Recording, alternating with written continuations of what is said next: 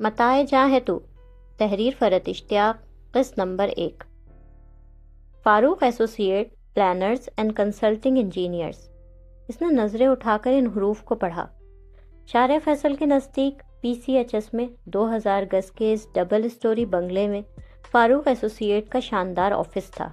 وہ اندر داخل ہوئی تو فرم کا جیسا تصور اس کے ذہن میں تھا، اسے سب کچھ ویسا ہی دیکھنے کو ملا۔ گیٹ پر سیکیورٹی گارڈ کے سامنے سے گزرتی وہ اندر داخل ہوئی تو بائیں جانب گیٹ سے لے کر بنگلے کے مرکزی حصے تک ہر طرف سرسبز و شاداب درخت، پھول پودے اپنی بہار دکھلاتے نظر آئے، اور دائیں جانب پارکنگ ایریا جہاں فرم کے ملازمین کی گاڑیاں پارک ہوئی نظر آ رہی تھی، پھولوں اور پودوں کی تراش خراش میں جاپانی رنگ جھلک رہا تھا۔ وہ اسے سراہتی مرکزی دروازے سے اندر داخل ہو گئی۔ ریسیپشن پر 2 لڑکیاں کمپیوٹر کے ساتھ مصروف نظر آ رہی تھیں۔ السلام علیکم۔ یس میم۔ وہ ان میں سے جس کے سامنے جا کر رکی تھی، اس نے خوش اخلاقی سے اس کا استقبال کیا۔ میں ہنیہ سجاد ہوں، میں نے سول انجینئرنگ میں گریجویشن کی ہے، میں آپ کے ہاں اپنا CV دینے آئی ہوں۔ اسے سفید لفافے میں بند اپنا CV اس کے سامنے رکھا۔ اس فرم نے جاب کے لیے اخبار میں کوئی ایڈ نہیں دیا تھا، مگر اچھے اداروں میں تو لوگ بغیر اشتہار کے بھی اپنا CV دینے آ جایا ہی کرتے ہیں، اور وہ یقیناً اسی طرح کی CVs بکثرت وصول کرتے رہنے کے عادی تھے۔ تو اسی مسکراہٹ کے ساتھ پروفیشنل انداز میں وہ بولی، آپ کا CV ہم اپنے پاس ریکارڈ میں رکھ لیتے ہیں، جب ہمارے پاس کوئی ویکینسی نکلے گی تو یقیناً آپ کو کال کریں گے۔ کیا آپ میری عزیر فاروق صاحب سے ملاقات کروا سکتی ہیں؟ میں جانتی ہوں وہ یقیناً بہت مصروف ہوں گے اور بغیر اپوائنٹمنٹ کے ان کا مجھ سے ملنا مشکل ہوگا، لیکن اگر وہ مجھے تھوڑا سا وقت دے سکیں تو۔ وہ پر اعتماد تو ہمیشہ سے تھی، اور اس کا پر اعتماد انداز اس وقت بھی بہت نمایاں تھا۔ اس کے کھڑے ہونے کے انداز سے لے کر اس کے گفتگو کے انداز میں کہیں وہ مخصوص گھبراہٹ جو ملازمت کے حصول کے لیے آئے افراد میں پائی جاتی ہے نظر نہیں آ رہی تھی۔ اس نے گھٹنوں سے کچھ اونچی سبز رنگ کی قمیض، دوپٹہ، ٹراؤزر پہن رکھا تھا۔ قمیض اور دوپٹہ ہلکے سبز رنگ کا تھا اور ان پر ہلکی ہلکی سی ہم رنگ دھاگے سے کڑھائی کی گئی تھی، جبکہ ٹراؤزر گہرے سبز رنگ کا تھا۔ اس نے سیاہ رنگ کی بہت چھوٹی سی ہیل کی سینڈل پہن رکھی تھی۔ اس کے بال شانوں سے کچھ نیچے آئے تھے، اوپر سے بالکل سیدھے اور نیچے آ کر قدرتی طور پر کرلی ہوئے تھے، ایسے جیسے اس نے رولر سیٹنگ کر رکھی ہو۔ وہ نظر انداز کرنے والی شخصیت کی مالک نہیں تھی۔ ریسیپشنسٹ جو اس سے معذرت کرنے ہی والی تھی، اچانک اس کی ہلکی سی نگاہ اس کی CV میں اس کی اکیڈمک کوالیفیکیشن پر پڑی۔ وہ کولمبیا یونیورسٹی کے الفاظ پڑھتے ہی کچھ چونکی تھی۔ اس کے سامنے کھڑی لڑکی کے اردو تلفظ میں انگریزی چھلکتا تھا، مگر یہ کوئی چونکانے والی بات تو نہ تھی۔ یہاں جاب کرنے والی اور جاب کے حصول کے لیے آنے والی ماڈرن لڑکیاں اسی انگریزی تلفظ میں اردو بولا کرتی تھیں، گویا کسی بددیسی زبان میں بات کر رہی ہوں۔ بہرحال اب معاملہ تھوڑا مختلف تھا۔ اسے اپنے سامنے کھڑی لڑکی کے پر اعتماد انداز کا سبب ایک دم ہی سمجھ آ گیا تھا۔ میم آپ تشریف رکھیں، میں سر سے بات کرتی ہوں۔ اسے سامنے کچھ فاصلے پر رکھے صوفوں کی طرف اشارہ کیا۔ وہ سر ہلاتی سامنے ایک صوفے پر جا کر بیٹھ گئی۔ وہ اپنے سامنے سے گزرتے، مختلف کمروں میں داخل ہوتے، وہاں سے نکلتے، سیڑھیاں چڑھ کر اوپر جاتے اور سیڑھیوں سے نیچے آتے مختلف افراد کو دیکھنے لگی تھی۔ آپ آدھا گھنٹہ انتظار کر سکتی ہیں، سر کے پاس ابھی کچھ کلائنٹس آئے ہوئے ہیں۔ ریسیپشنسٹ نے قدرے بلند آواز میں سے مخاطب کیا تو اس نے سر ہاں میں ہلا دیا اور صوفے کے سامنے رکھے میز پر موجود مختلف پروفیشنل جرنلز اور میگزینز دیکھنے لگی، جو سب کے سب سول انجینئرنگ کے متعلق تھے۔ وہ سوائل انویسٹیگیشن کے حوالے سے ایک نئی تحقیقاتی رپورٹ پڑھ رہی تھی جب ریسیپشنسٹ نے اسے عزیر فاروق صاحب سے ملنے کی اجازت دی۔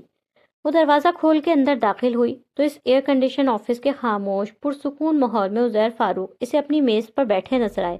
انہوں نے ریڈنگ گلاسز لگا رکھے تھے۔ ان کے سامنے میز پر ایک ڈرائنگ رکھی تھی جس کا وہ بغور مطالعہ کر رہے تھے۔ دروازہ کھلنے کی آواز پر انہوں نے سر اٹھا کر دیکھا۔ گلاسز آنکھوں پہ سے اتارتے انہوں نے اسے اندر آنے اور کرسی پر بیٹھنے کی دعوت دی۔ وہ ان کی میز کے سامنے رکھی خوبصورت اور دبیز کرسیوں میں سے ایک پر بیٹھ گئی۔ انہوں نے اپنے سامنے رکھی ڈرائنگ ہٹا کر اس کا CV اپنے سامنے رکھ لیا۔ اچھا، انہوں نے اس کے CV پر نظریں دوڑائیں۔ CV کے سب سے اوپر ہی اس نے اپنا مکمل نام، پتہ، ای میل ایڈریس لکھا ہوا تھا۔ تو مس ہنیہ سجاد، کچھ اپنے بارے میں مجھے بتائیں۔ ان کی عمر 50-55 کے درمیان تھی۔ انہوں نے گرے پینٹ، لائٹ بلو شرٹ اور ڈارک بلو ٹائی پہن رکھی تھی، جبکہ ان کا کوٹ پیچھے رکھے سٹینڈ میں ہینگ ہوا نظر آ رہا تھا۔ انہوں نے اپنے بالوں کو ڈائی نہیں کیا ہوا تھا، اس لیے سیاہ بالوں کے صفحات سفید بالوں کی بھی خاصی تعداد موجود تھی۔ ان کی شخصیت کے لیے کیا لفظ موزوں تھا؟ باروب، باوقار، کرشماتی، مقناطیسی، کوئی ایک لفظ نہیں بلکہ ان سب کا مجموعہ۔ وہ انتہائی شاندار، باوقار شخصیت کے مالک تھے۔ ہالی ووڈ کے کسی ہیرو کی طرح روایتی ہینڈسم نہیں، مگر اپنی شخصیت کے گریز کے سبب اپنے مقابل پر چھا جانے والی شخصیت کے مالک، اور ان کا آفس بھی انہی کی طرح کا تھا۔ ان کی میز کی دائیں طرف دیوار کے ساتھ ایک بڑا سا بک شیلف تھا جس میں سول انجینئرنگ سے متعلق بے شمار قیمتی کتابیں موجود تھیں۔ اس کے دوسری جانب خوبصورت صوفے اور میز رکھے ہوئے تھے۔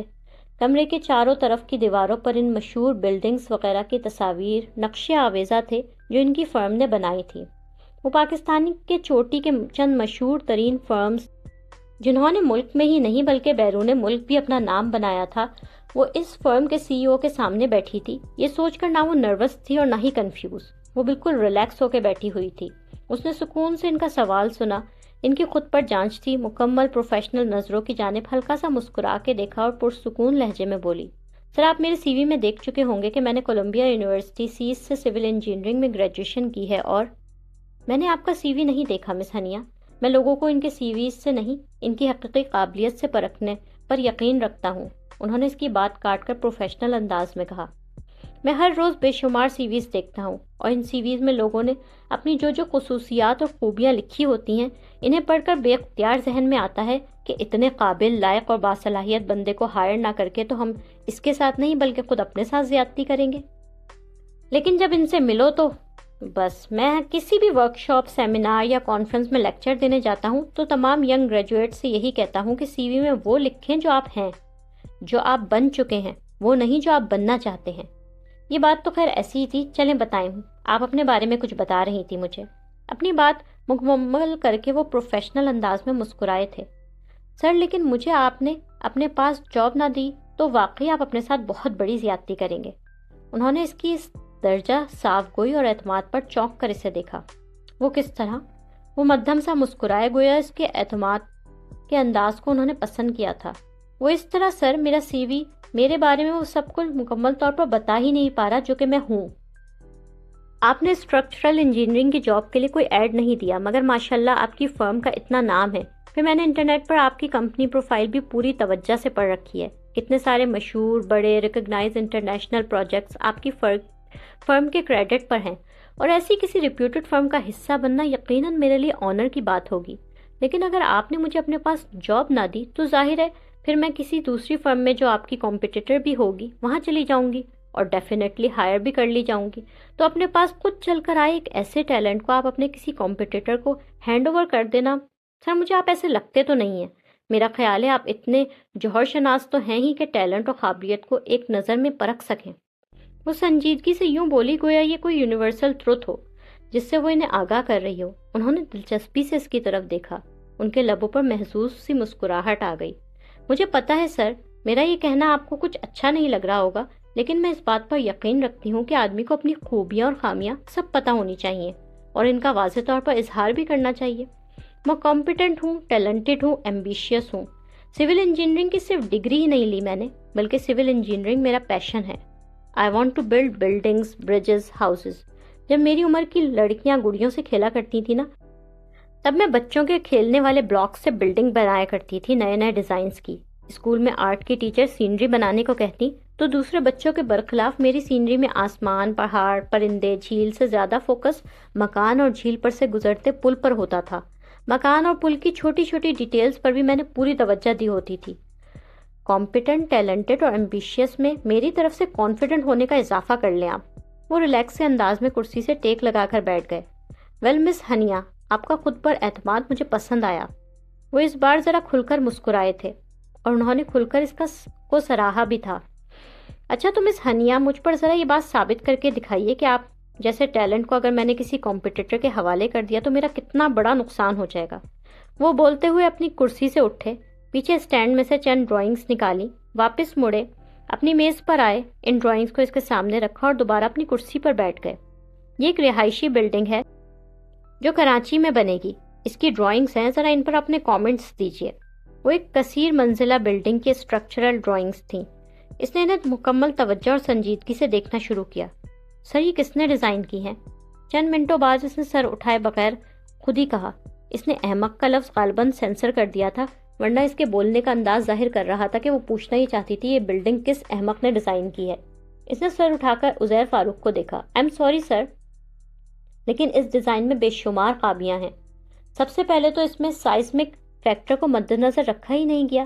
میں نے پاکستان کا سائزمک رسک زون میپ دیکھ رکھا ہے، میں جانتی ہوں کراچی سائزمک زون میں آتا ہے، یہاں زلزلے کے خطرات موجود ہیں۔ ارتھ زون میں جو شہر آتا ہو وہاں اس طرح کے اسٹرکچرل ڈیزائن کرنا، اور وہ بھی ایک ہائی رائز ریزیڈینشل بلڈنگ جہاں کئی سو افراد رہیں گے۔ ہم کئی سو افراد کی زندگیوں کو صرف اس لیے داؤ پر نہیں لگا سکتے کہ اس طرح ہماری لاگت کم آئے گی۔ لوگوں کی زندگیاں زیادہ اہم ہیں یا ہماری کاسٹ۔ اس کے علاوہ بھی ڈیزائن میں ٹیکنیکلی کئی خامیاں ہیں سر۔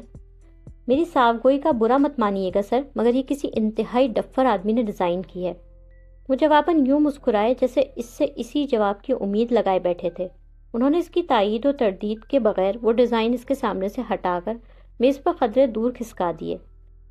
وہ اب انٹرکام پر اپنے پی اے سے مخاطب تھے۔ شوکت 2 کپ چائے بھجوائیے۔ بولتے بولتے انہیں جیسے دھیان آیا تو ریسیور سے کان ہٹا کے اس سے پوچھا، آپ کیا لیں گی مس ہنیا؟ چائے، coffee, cold drink? Cold drink. اس نے بلا تکلف انہیں اپنی پسند بتائی۔ وہ اس کی بلا تکلف گفتگو کو انجوائے کر رہے تھے۔ یہ ان کے چہرے پر پھیلی مدھم مسکراہٹ بتا رہی تھی۔ ایک کولڈ ڈرنک، 1 کپ چائے۔ انٹرکام سے فارغ ہو کر وہ پھر اس کی طرف متوجہ ہوئے۔ تو مس ہنیا سجاد، آپ مجھے اپنے بارے میں بتا رہی تھی، آپ نے کولمبیا یونیورسٹی سے سول انجینئرنگ میں ڈگری لی ہے۔ آپ نے گریجویشن کب کی؟ اس سے پہلے کہیں اور جاب کی؟ امریکہ پڑھنے کے لیے گئی تھی؟ اس نے ان کی بات کاٹ کر خود اپنے بارے میں بتانا شروع کر دیا۔ سر، میں امریکہ ہی میں پیدا ہوئی تھی اور ہمیشہ وہیں ہی رہی ہوں۔ میری پوری فیملی بھی وہیں سیٹلڈ ہے۔ میرے پاپا تو پیدا بھی وہیں ہوئے تھے۔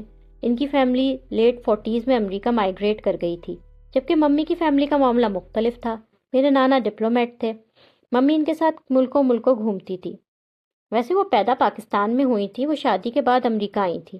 میرے پاپا لائر تھے، نیو یارک کی ایک لا فرم، شاید آپ نے ان کا نام سن رکھا ہوگا، GTRD، وہاں پارٹنر تھے۔ ممی بھی ایک کریئر وومن تھی، وہ ایک اکانومسٹ تھیں اور ایک مالیاتی ادارے کے ساتھ وابستہ تھیں۔ میرے پیرنٹس کا چند سال پہلے انتقال ہو گیا۔ میرے 3 بھائی بہن ہیں، 2 بڑے بھائی اور 1 بڑی بہن۔ میرے ایک بھائی ہارورڈ یونیورسٹی میں ہسٹری کے پروفیسر ہیں، ایک بھائی سائیکیٹرسٹ ہیں اور میری بہن میری ہی طرح سول انجینئر۔ گویا آپ کی پوری فیملی اعلیٰ تعلیم یافتہ ہے۔ اسی وقت ٹرے ہاتھ میں لیے پیون اندر داخل ہو رہا تھا۔ جی سر، ہمارے گھر کا ماحول بھی اس طرح کا تھا اور ہم سب بہن بھائیوں کو پڑھنے کا شوق بھی تھا۔ پیون اس کی ڈرنک اور چائے میز پر رکھ چکا تھا۔ جب آپ کی ساری فیملی وہی ہے، پھر آپ پاکستان کیوں آ گئیں؟ انہوں نے چائے کا کپ لبوں سے لگاتے اس سے پوچھا۔ سر، جیسا کہ میں نے ابھی آپ کو بتایا کہ میرے پیرنٹس کی ڈیتھ ہو چکی ہے۔ بھائی بہن میرے سارے ڈیڈیکیٹڈ پروفیشنلز ہیں۔ اپنی اپنی جاب کی وجہ سے وہ لوگ ممی پاپا کی زندگی میں ہی الگ الگ شہروں میں رہ رہے تھے۔ تینوں شادی شدہ ہیں۔ اپنی پروفیشنل اور گھریلو لائف دیکھنے کے بعد ان تینوں ہی کے پاس بالکل وقت نہیں ہوتا۔ ان کے لیے یہ ممکن نہیں کہ روز روز مجھ سے ملنے نیو یارک آ سکیں۔ تو اب ممی پاپا کے بعد میں نیو یارک میں بالکل تنہا تھی۔ میں نیو یارک میں جاب کر رہی تھی، پھر میں نے سوچا کہ اس طرح تنہا رہنے سے کیا یہ بہتر نہیں کہ اس ملک چلا جائے جہاں میری جڑیں ہیں۔ میں لاکھ پیدائشی امریکن سہی، پر اپنے پیرنٹس کے حوالے سے پاکستان سے میرا تعلق ہے تو صحیح۔ پھر یہاں کراچی میں میرے سگے ماموں رہتے ہیں۔ میں نے سوچا نیو یارک میں تنہا رہنے اور مشینی زندگی گزارنے سے بہتر ہے کہ کراچی ماموں ممانی کے پاس چلی جاؤں۔ وہ دونوں ہمیشہ مجھے بلاتے بھی بہت تھے۔ ممی پاپا کے بعد تو اکثر وہ دونوں مجھ سے کہتے تھے۔ پھر ہائی اسکولز کے دنوں میں ایک بار اپنے ماموں زاد بھائی کی شادی میں کراچی آ بھی چکی تھی۔ تب مجھے پاکستان آ کر اچھا لگا تھا۔ میں نے سوچا پاکستان جانے میں کیا حرج ہے، اگر یہاں نہ سیٹ ہو سکی تو واپس لوٹ جانے کا آپشن بہرحال میرے پاس موجود ہے۔ اس نے کولڈ ڈرنک کا سپ لیتے ہوئے انہیں تفصیلاً بتایا۔ خوش ہیں اپنے اس فیصلے سے؟ پاکستان اور امریکہ میں بہت فرق ہے، وہاں رہنے والوں کے لیے یہاں سیٹ ہونا کافی مشکل ہوتا ہے۔ سر، ابھی تو ابتدائی مرحلہ ہے، ابھی تو مجھے یہاں آئے زیادہ دن نہیں ہوئے۔ فیصلہ صحیح ہے یا نہیں کچھ وقت گزرنے کے بعد ہی پتہ چلے گا۔ ویسے جب میں یہاں آ رہی تھی تو میرے بھائی بہن، دوست، کولیگ سب یہی کہہ رہے تھے کہ میں بہت بڑی غلطی کر رہی ہوں، بلکہ نیو یارک میں میری فرم کے CEO نے یہاں تک کی پیشن گوئی کر دی تھی کہ میں زیادہ سے زیادہ 5 یا 6 مہینے بعد نیو یارک واپس آ جاؤں گی، لہٰذا وہ میرا ریزگنیشن بھی قبول نہیں کر رہے تھے۔ انہوں نے بڑے کھلے دل سے مجھے آفر دی کہ چند مہینوں بعد جب میں پاکستان سے مایوس ہو کر واپس نیو یارک پہنچوں گی تو ان کی فرم کے دروازے تب بھی مجھ پر کھلے رہیں گے۔ عزیر فاروق اس کی بات پر ہنسے تھے، پھر چائے کا سپ لیتے کسی قدر سنجیدگی سے پوچھا، آپ وہاں کب سے جاب کر رہی تھی؟ زیادہ عرصہ نہیں ہوا سر، انفیکٹ مجھے گریجویشن کیے ہوئے ابھی پورے 2 سال بھی نہیں ہوئے۔ آپ کی اردو ماشاءاللہ بہت اچھی ہے۔ چائے کا خالی کپ ٹرے میں رکھتے انہوں نے اس کی تعریف کی۔ شکریہ سر، اصل میں ہمارے گھر کا ماحول اسی طرح کا تھا۔ ہمارے پیرنٹس اس بات کو بالکل پسند نہیں کرتے تھے کہ ہم بھائی بہن گھر میں ایک دوسرے سے انگلش میں بات کریں۔ ہمارے پیرنٹس ہم سے ہمیشہ اردو میں بات کرتے تھے۔ ہمارے ہاں مشرقی روایات، ویلیوز کو بہت اہمیت دی جاتی تھی۔ وہ بھی اپنا کولڈ ڈرنک کا گلاس خالی کر چکی تھی۔ ساری گفتگو ہو چکی تھی، رسمی بھی، پیشہ ورانہ بھی، تعارفی بھی، فیملی بیک گراؤنڈ پر بھی۔ اب مزید بات کرنے کے لیے کوئی موضوع بچا نہیں تھا، سوائے یہ جاننے کے کہ آیا وہ فاروق ایسوسی ایٹ میں ملازمت کی حقدار پائی ہے کہ یا نہیں۔ وہ بھی اس کے چہرے پر موجود تاثرات کو سمجھ چکے، لہٰذا سنجیدگی سے انہوں نے بات شروع کی۔ ویل مس ہنیا سجاد، ہمارے پاس اس وقت کوئی ویکینسی نہیں۔ انہوں نے اس کے چہرے پر پھیلتی مایوسی کو مسکرا کر دیکھا، پھر اپنی بات جاری رکھتے ہوئے بولے، ہمارے پاس اس وقت کوئی جگہ خالی نہیں، مگر ہم آپ جیسے ٹیلنٹ کو اپنے کسی کمپٹیٹر کے حوالے کرنے کو بھی بالکل تیار نہیں۔ یعنی؟ اس نے سنجیدگی سے پوچھا۔ یعنی یہ کہ آپ کو کے لیے جگہ ہمیں تو نکالنی ہی پڑے گی، اور یعنی یہ کہ آپ کو میں اپوائنٹ کر رہا ہوں، اور یعنی یہ کہ آپ کو فاروق ایسوسی ایٹ میں جاب مل گئی ہے۔ انہوں نے مسکرا کر اس سے کہا۔ وہ بھی طمانینت بھرے خوشگوار انداز میں مسکرا دی۔ مجھے نہیں پتا کہ آپ نیو یارک میں کیا سیلری پیکج ڈرا کر رہی تھی، اور یہاں آپ ہم سے کیا ایکسپیکٹ کر رہی ہیں۔ بہرحال ہم آپ کو جو پیکج آفر کر رہے ہیں وہ میں آپ کو بتا دیتا ہوں۔ وہ ایک بار پھر اپنے پروفیشنل انداز پر لوٹ گئے تھے اور اسے اس کی ممکنہ تنخواہ دیگر مراعات کے متعلق بتانے لگے تھے۔ اس نے اس پیکج کو فوراً آمادگی ظاہر کر کے قبول کر لیا۔ آپ کب سے جوائن کرنا چاہتی ہیں؟ کل سے۔ وہ اس جواب پر ہلکا سا مسکرائے، جیسے اس سے اسی جواب کی امید رکھ رہے تھے، پھر انٹرکام پر اپنے سیکرٹری سے اس کا اپوائنٹمنٹ لیٹر ٹائپ کرنے کو کہا۔ جتنی دیر میں اس کا اپوائنٹمنٹ لیٹر ٹائپ ہوا، اتنی دیر وہ اس سے اس کے سول انجینئرنگ کی تعلیم کے دوران پڑھائی کا حصہ بننے والے پروجیکٹس اور پھر نیو یارک میں جاب کے دوران وہ کن کن پروجیکٹ میں شامل رہی اس کے متعلق گفتگو کرتے رہے۔ ابھی اس نے اپنا اپوائنٹمنٹ لیٹر وصول کیا ہی تھا کہ ان کے آفس میں انہی کی عمر کے ایک صاحب داخل ہوئے۔ آئیے بالگرامی صاحب، ان سے ملیے۔ مس ہنیا سجاد کولمبیا یونیورسٹی سے سول انجینئرنگ میں گریجویشن کر کے آئی ہیں۔ انہیں میں نے ہمارے ہاں اپوائنٹ کر لیا ہے۔ مجھے امید ہے یہ ہمارے ہاں موجود انجینئرز میں ایک بہت اچھا اضافہ ثابت ہوں گی۔ اور مس ہنیا، آپ جاوید بالگرامی صاحب ہیں، ہمارے سب سے سینئر تجربہ کار اسٹرکچرل انجینئر۔ ہمارے 90% پروڈکٹ کو بالگرامی صاحب ہی ہینڈل کرتے ہیں، آپ بھی انہی کے انڈر کام کریں گی۔ عزیر فاروق نے دونوں کا تعارف کرایا۔ بالگرامی صاحب لباس چال ڈھال میں عزیر فاروق جیسے ہی تھے، مگر ان کے چہرے پر سختی نمایاں تھی۔ انہوں نے رسمی سے انداز میں سر ہلا کر اسے خوش آمدید کہا۔ آپ سے مل کر خوشی ہوئی مس ہنیا۔ وہ اسے ایک روایتی باس کے تصور پر پورے اترتے دکھائی دے رہے تھے۔ اب باس چاہے کتنا بھی ٹیڑھا ہو، باس کے بھی باس کو متاثر کرنے میں کامیاب ہو گئی تھی، لہٰذا کسی فکر کی کوئی بات نہیں تھی۔ ایک کامیاب انٹرویو اور جاب کے حصول میں کامیابی کے بعد مطمئن سی ہو کر وہ گاڑی میں آ کر بیٹھ گئی تھی۔ وہ آج اپنے ماموں فیاض احمد کے ڈرائیور کے ساتھ آئی تھی۔ چونکہ ابھی سے کراچی کے راستے وغیرہ اچھی طرح ازبر نہ ہوئے تھے، اس لیے فی الحال ہر جگہ ڈرائیور کے ساتھ جانا مجبوری تھی، ورنہ وہ اپنے تمام کام خود کرنے کی عادی تھی۔ وہ جس ملک کی باسی تھی، جہاں سے آئی تھی، وہاں اپنے ذاتی کاموں کے لیے دوسروں پر ڈیپینڈ کرنے کا کوئی رواج نہیں تھا۔ ابھی سے نیو یارک سے آئے محض 20 دن ہی تو ہوئے تھے۔ اس کا ارادہ تھا کہ وہ یہاں کے راستوں اور ٹریفک کے طور طریقوں سے جلد از جلد واقفیت حاصل کر لے، اپنی ذاتی گاڑی خرید لے تاکہ ہر جگہ خود آ جا سکے اور اپنے تمام کام بھی خود کر سکے۔ وہ گھر پہنچی تو اس کی مومانی شمسہ لاؤنج میں اکیلی بیٹھی ہوئی تھی۔ السلام علیکم مومانی، ماموں کہاں ہیں؟ وعلیکم السلام بیٹا، ابھی نکلے ہیں یاور صاحب کی طرف۔ گھر میں اکیلا بیٹھا بندہ عاجز بھی تو آ جاتا ہے۔ اس کے ماموں مومانی نے اپنے بچوں کو بہتر مستقبل دینے کی خاطر بہت قربانیاں دی تھی۔ پوری زندگی دونوں نے بچوں کی خاطر ایک دوسرے سے دور تنہا زندگی گزاری تھی۔ ماموں سعودی ایئر لائن میں جاب کی وجہ سے جدہ میں، اور مومانی بچوں کی تعلیم کی وجہ سے کراچی میں۔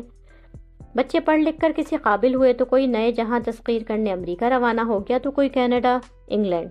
رہ گئے تنہا ماں باپ۔ ماموں ریٹائر ہونے کے بعد کراچی واپس لوٹ آئے تھے، اور اب پوری جوانی بچوں کی خاطر ایک دوسرے سے دور گزارنے والے وہ میاں بیوی دوبارہ ساتھ ہوئے تھے تو بڑھاپے میں، جب روپے پیسے کی ریل پیل تو تھی مگر نہ صحت باقی بچی تھی، نہ دل اور نہ شوق۔ بہت بڑا سا گھر تھا ان کا، اور اس گھر میں ان کے 2 افراد تنہا رہتے تھے۔ ہنیا کو اپنے کزنز پر اکثر بڑا شدید غصہ آتا تھا۔ آخر امریکہ، کینیڈا، انگلینڈ میں ایسا کیا مل رہا ہے جو والدین کے پاس رہنے سے بھی زیادہ قیمتی تھا؟ ہنیا کے اپنے آس پاس آنے سے وہ دونوں بہت خوش ہو گئے تھے۔ اس کے آنے سے کم از کم ان کے گھر کی تنہائی، خاموشی کچھ تو کم ہوئی تھی۔ اس نے شمسا کو خوشی خوشی اپنی جاب کے حصول میں کامیابی کی خبر سنائی۔ وہ بھی یہ سن کر بہت خوش ہوئی۔ اگلے روز اس کا آفس میں پہلا تعارفی دن تھا۔ وہ بلگرامی صاحب سے جا کر ملی۔ انہوں نے اسے اپنے ہاں کا ورکنگ انوائرمنٹ مختصر بتایا، اس کے چند کولیگ سے متعارف کرایا، اس کے بعد اس کے کیبن میں بھجوا دیا۔ وہاں لڑکیاں، خواتین کم اور مرد حضرات زیادہ تھے۔ اس کی طرح کے انجینئر لڑکیاں جو ابھی ینگ اور فریش گریجویٹ کے زمرے میں آتی تھیں صرف 2 ہی تھیں، شیری منہاج اور جویریہ ابصار، جبکہ سینئر اسٹرکچرل انجینئرز میں اور خواتین بھی شامل تھیں۔ بنیادی طور پر یہ کنسلٹنگ فرم سول انجینئرنگ سے متعلق تھی، مگر یہاں آرکیٹیکٹس اور پلانرز بھی کافی تھے۔ نیچے عزیر فاروق کے ساتھ دیگر سینئر انجینئرز اور آرکیٹیکٹ کے دفاتر تھے، اکاؤنٹس کا شعبہ وغیرہ تھا، جبکہ اوپر ڈرائنگ سیکشن اور جونیئر انجینئر آرکیٹیکٹس کے کیبنز تھے۔ میٹنگ روم بھی اوپر ہی تھا۔ ڈرائنگ سیکشن اوپر ہونے کی وجہ سے تمام ڈرافٹ مین بھی تمام وقت اوپر ہی موجود ہوا کرتے تھے۔ ڈرائنگ سیکشن 2 بڑے بڑے ہال نما کمروں پر مشتمل تھا۔ ایک ہال میں یہاں سے وہاں تک ہر طرف کمپیوٹر ہی کمپیوٹر تھے اور ان پر ڈرافٹ مین پوری مہارت سے ڈرائنگ بنانے میں مصروف و مگن، جبکہ دوسرے ہال میں ڈرائنگ بورڈز لگے ہوئے تھے۔ وہاں بھی ڈرافٹنگ مین، انجینئر، آرکیٹیکٹ مصروف ہی نظر آتے تھے۔ یہاں ڈرائنگ کا بیشتر کام کمپیوٹر کے ذریعے کیا جانے کے باوجود بھی مینول ڈرائنگ کی اہمیت مکمل طور پر ختم نہیں ہوئی تھی۔ بیسمنٹ میں ریکارڈ روم وغیرہ تھے۔ پہلے دن دوستی کا تو سوال ہی نہیں تھا۔ وہ اس پورے دن آفس کے ماحول کو سمجھنے اور تمام کولیگز کے ناموں کو یاد رکھنے میں مصروف رہی۔ آپ نے پی ای سی میں رجسٹریشن کرا لی؟ بلکرامی صاحب نے اپنے آفس میں بلا کر چند ڈرائنگز مطالعہ کرنے کے لیے اس کے سپرد کرنے کے بعد اس سے پوچھا۔ بلکرامی صاحب کے پوچھنے سے پہلے ہی اس چیز کا اس کو دھیان تھا۔ ظاہر ہے کہ پاکستان میں بطور سول انجینئر کام کرنے کے لیے اسے پاکستان انجینئرنگ کونسل میں خود کو رجسٹر کروانا تھا۔ وہاں سے رجسٹریشن مل جاتی تبھی وہ پاکستان میں ایک پروفیشنل انجینئر کے طور پر کوئی کام اور کوئی پروجیکٹ کرنے کے قانونی طور پر مجاز ہوتی۔ اس نے کل یہاں سے ملازمت کے حصول میں کامیابی کے بعد رات ہی پی ای سی سے رجسٹریشن کے لیے وہاں کا فارم انٹرنیٹ سے ڈاؤن لوڈ کر لیا تھا اور اسے فل بھی کر چکی تھی اور یہ بھی سوچ چکی تھی کہ کل ہی اسے جمع کروا دے گی۔ بلگرامی صاحب کے بارے میں اس کا ابتدائی اندازہ بالکل درست تھا۔ وہ واقعی ایک ٹپیکل باس تھے، کم مسکرانے والے، ڈسپلن قائم رکھنے والے اور ماتحتوں پر روب برقرار رکھنے کے لیے وہ مختصر اور ٹو دا پوائنٹ بات کرنے والے ایک سخت مزاج باس تھے۔ شیری اور جویریہ نے اس کی معلومات میں اضافے کے لیے اسے بتایا کہ ان کا یہ رویہ صرف اپنے ماتحتوں کے ساتھ ہوتا تھا، ورنہ سینئرز کے ساتھ وہ بآواز بلند قہقہے لگاتے تھے، اکثر و بیشتر دیکھے جا سکتے تھے۔ اس سے تعارف حاصل کرنے والے اس کے تمام کولیگز اس بات پر حیران تھے کہ وہ نیو یارک میں اتنی اچھی جاب چھوڑ کر پاکستان کیوں چلی آئی۔ لینڈ آف اپرچونیٹیز، امریکہ کو چھوڑ کر پاکستان آنے میں ایسا کیا چارم تھا؟